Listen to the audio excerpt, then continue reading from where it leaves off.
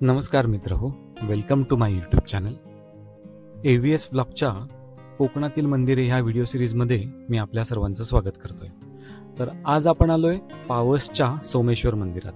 माझ्या मागे हे जे मंदिर दिसतंय हे आहे श्री नवलादेवी मंदिर आणि त्याच्याच बाजूला असलेलं हे छोटंसं श्री सोमेश्वर मंदिर.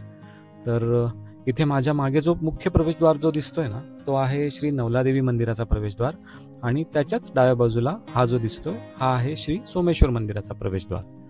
तर एकाच प्रिमायसिस मध्ये ही मंदिरं आहेत आणि हे नवलादेवी टेम्पल खूप भव्य दिसतंय बघा. पूर्वी हे जुनं मंदिर होतं आणि आता त्याचा जीर्णोद्धार होऊन हे असं मोठं मंदिर बनलंय. हे मंदिर सुद्धा खूप सुंदर बनवलंय. मी ह्या मंदिरावर एक वेगळा व्हिडिओ करेन नंतर कधीतरी, पण आत्ता आपण बघणार आहोत श्री सोमेश्वर मंदिर. तर श्री सोमेश्वर मंदिर हे पूर्वाभिमुख असलेलं मंदिर आहे आणि सोमेश्वर मंदिराचा स्वतःचा जो प्रवेशद्वार आहे तो आपल्याला माझ्या मागे निळ्या रंगात दिसतोय बघा.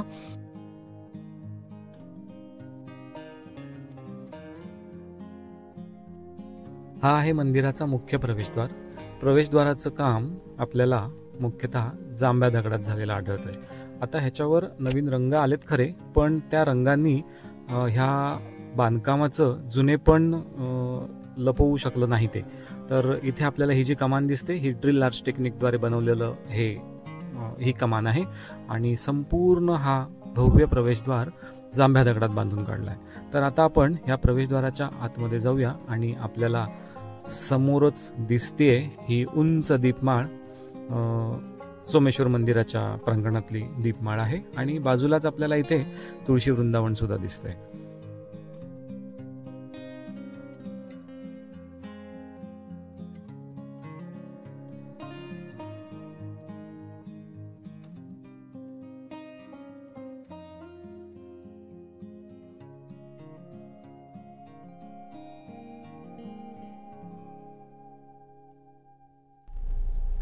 इथे येण्यापूर्वी हे मंदिर मी फोटोत बघितलं होतं. तर फोटोपेक्षा ना प्रत्यक्षात हे कितीतरी सुंदर आहे. ह्याचं मॅक्सिमम काम झालंय लाकडामध्ये. तर आपल्याला बाहेरून हे मंदिर असं दिसतंय. हे आपण पहिल्यांदा मंदिराच्या बाहेरच्या बाजूने आपण ह्याचं बांधकाम बघूया आणि मग मंदिराचे अंतरंग बघूया.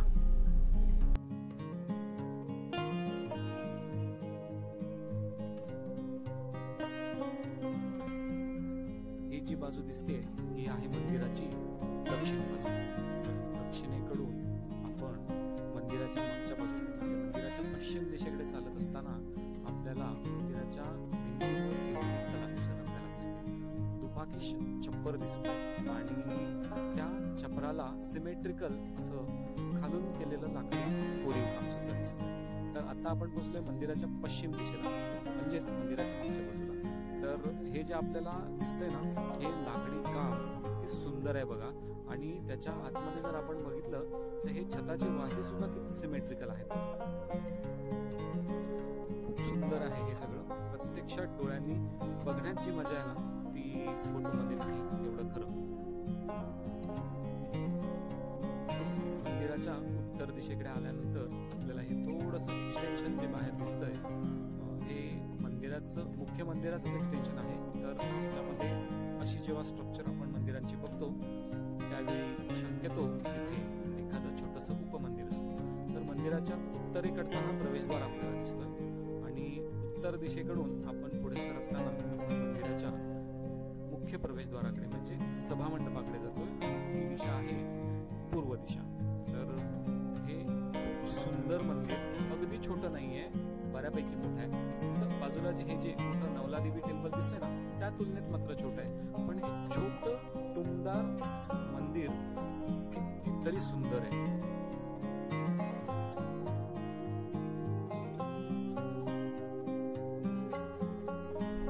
मंदिराचे बाह्य अंग आपण बघितले. आता आपण मंदिराचे अंतरंग बघूया. ह्या 4-5 स्टेप्स चढून वर गेल्यानंतर आपल्याला मंदिराचा मुख्य प्रवेशद्वार दिसतोय. तर मुख्य प्रवेशद्वारात आल्यानंतरच आपल्याला हे सगळं लाकडी स्ट्रक्चर आहे ना आपलं लक्ष वेधून घेतं. हे किती सिमेट्रिकल आहे, किती जुनं आहे. हे सगळं लाकडी स्ट्रक्चर बघत राहावं असं वाटतंय. इथे ही जी डिझाईन केली आहे ह्याच्यावर हत्ती कोरलेल्या आहेत लाकडांमध्ये. हा आहे मंदिराचा मुख्य दरवाजा आणि मुख्य दरवाजावर सुद्धा आपल्याला कलाकुसर केलेली आढळते. अतिशय सुंदर, अगदी वरपासून खालपर्यंत हे असं कलाकुसर केलेली आपल्याला दिसते. ह्या जुन्या कामाला थोडासा नवीन रंग लागलाय खरा, पण त्याने ह्याचं जुनेपण गेलेलं नाहीये. हे पाहता क्षणी लक्षात येतं की हे खूप जुनं आहे. आता हे इथले वासे आपल्याला असेच वासे लक्ष्मीनारायण मंदिरात दिसले होते बघा, अगदी सिमेट्रिकल, आणि मुख्य वाशांमधून अजून एक वासा त्याला सपोर्ट म्हणून.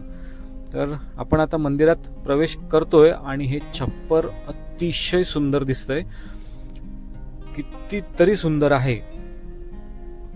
एवढं सिमेट्रिकल, एवढं सुंदर बांधकाम त्या काळात झालं, ह्याची खरंच कमाल करावीशी वाटते. ज्यावेळी संसाधनं कमी होती, मशीन्स नव्हत्या, त्यावेळी केलं गेलेलं हे काम अप्रतिम आहे. आज एवढी संसाधनं उपलब्ध असूनही कदाचित एवढं सुंदर काम करणं शक्य नाही. वाव, खूप सुंदर.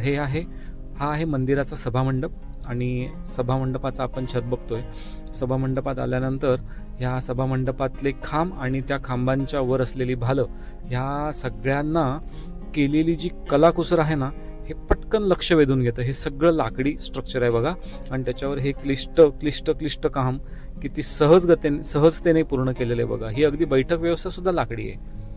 खालचा हा जो भाग दिसतोय हा दगड आहे, जांबा दगड, त्याच्यावर चुन्याचं काम आहे, आणि हे मात्र लाकडी आहे. तर असं हे सुंदर स्ट्रक्चर, सुंदर कला, जेवढा वेळ पाहावी तेवढी पुन्हा पुन्हा पाहावीशी वाटते. ह्या मंदिरात ह्या ज्या खांबांवर आपल्याला कलाकुसरी केलेल्या आढळत आहेत, ह्याच्यामध्ये मुख्यतः पाने, फुले, पक्षी, प्राणी यांची चित्र आणि पुराणातले काही प्रसंग दाखवण्याचा प्रयत्न केला गेलाय. आता हे जे समोर दिसतंय हे चित्र बहुधा श्री विष्णूचा मत्स्य अवतार असावं असं मला वाटतं. जर काही त्याच्यात ते चुकीचं असेल किंवा जर कुणाला काही अजून डिटेल माहिती असेल त्याच्याबद्दल, तर कृपया कमेंट बॉक्समध्ये सांगण्याचा प्रयत्न करा. किती सुंदर काम, आणि ते तेवढंच सिमेट्रिकल केलंय बघा. हा खांब आणि मागची जी रेलिंग दिसते लाकडाची, ही जी रेलिंग दिसते, ही फ्रेम किती सुंदर आहे. वाव. अर्थात कालानुसार याच्यात थोडासा बदल झालाय किंवा थोडंसं हे काम जुनं झालंय, पण जे आहे ते सुद्धा अवाक करणार आहे.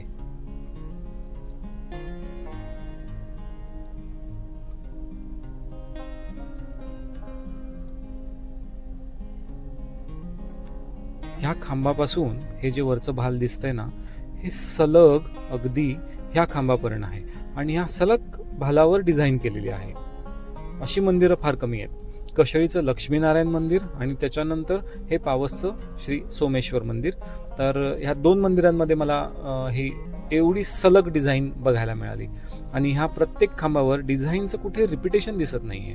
प्रत्येक ठिकाणी नवीन नक्षीकाम आहे, नवीन काहीतरी पुराणातले प्रसंग दाखवण्यात आलेत, किंवा प्रत्येक ठिकाणी कोकणातली बायोडायव्हर्सिटी सुद्धा दाखवण्याचा प्रयत्न इथे खूप सुंदररित्या केला गेलाय बघा. हे पुराणातले प्रसंग आहेत, पण ह्याच्या वरचा जो भाग आहे ना, आता हा पुराणातला प्रसंग आहे, पण ह्याच्या वरचा जो भाग आहे ना, ह्याच्यावर पानं आहेत, फुलं आहेत, पक्षी आहेत, प्राणी आहेत.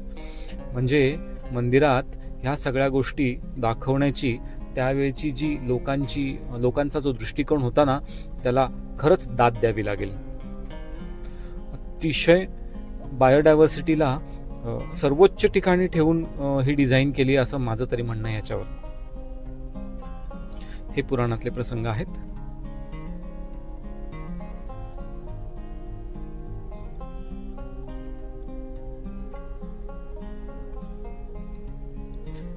खूप छोट मायक्रो लेवलला काम केलंय, आणि ते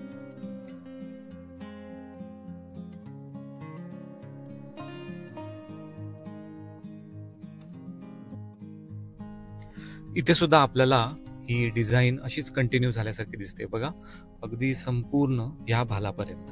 तर हा आहे गाभाऱ्याचा दरवाजा आणि दरवाजाच्या दोन्ही बाजूला ज्या भिंती आहेत ना त्याच्यावर सुद्धा ही अशी खूप सुंदर नक्षीकाम केलेली दिसत आहेत बघा.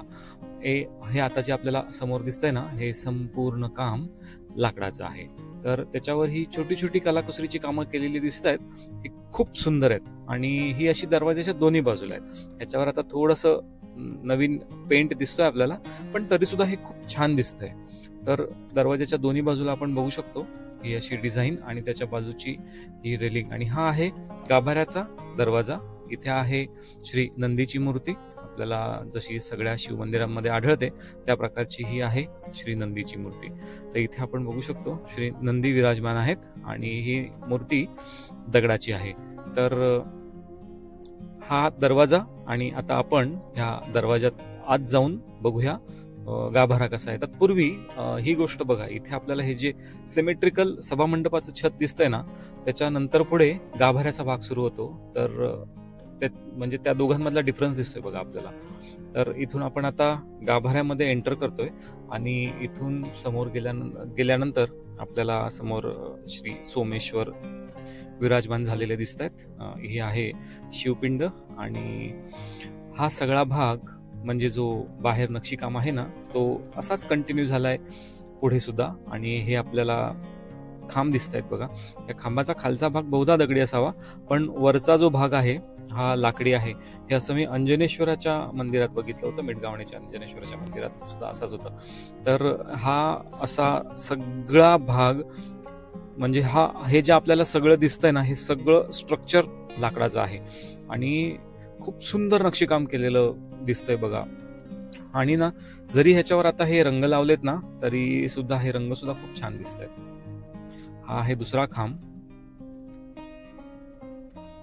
आणि तशीच ही डिझाईन पुढे कंटिन्यू होते.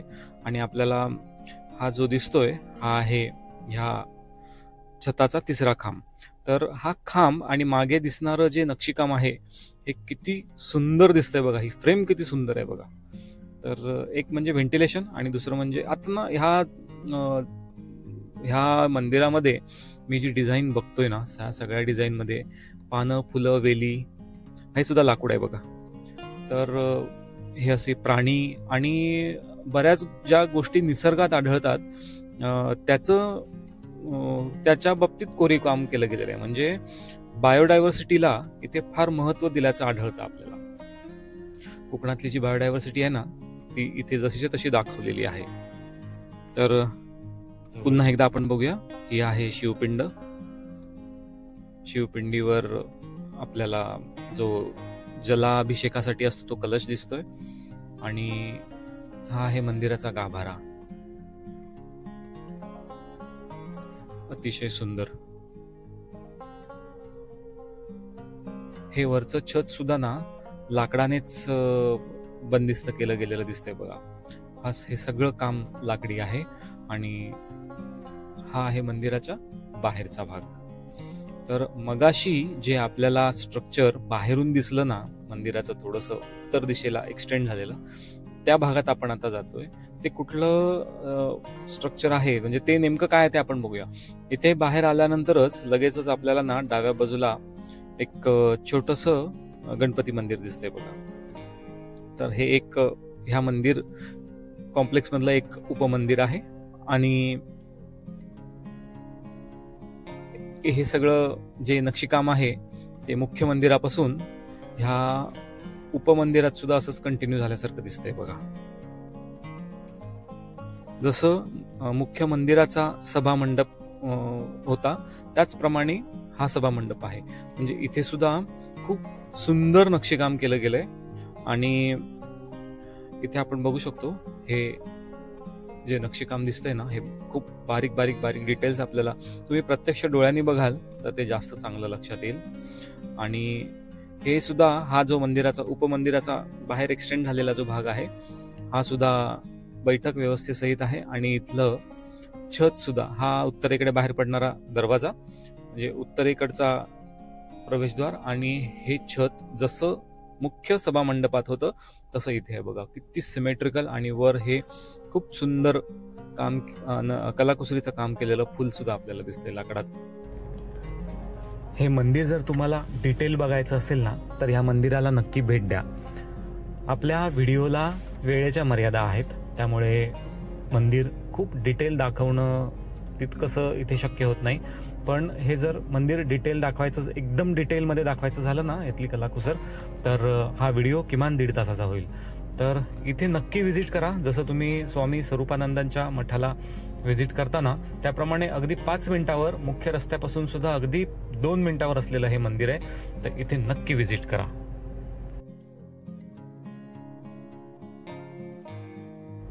तर हे होतं श्री सोमेश्वराचं पावस गावातलं मंदिर. मंदिर अतिशय सुंदर आहे. कॅमेरा किती जस्टिफाय करतो मला माहीत नाही, पण जर तुम्ही इथे प्रत्यक्षात व्हिजिट करून जर हे बघितलं ना तर तुमच्या लक्षात येईल हे खूप सुंदर आहे. आणि हे मंदिर मी फार डिटेल दाखवलं नाही आहे. फार डिटेल दाखवलं ना की लोक व्हिडिओ बघूनच समाधान मानतात. तर ह्या मंदिराला नक्की व्हिजिट करा.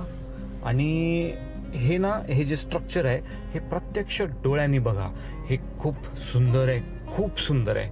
म्हणजे कॅमेरा नक्कीच जस्टिफाय करत नाही आहे हे जे काय मी दाखवतोय त्याला. पण तुम्ही इथे या आणि हे मंदिर बघा.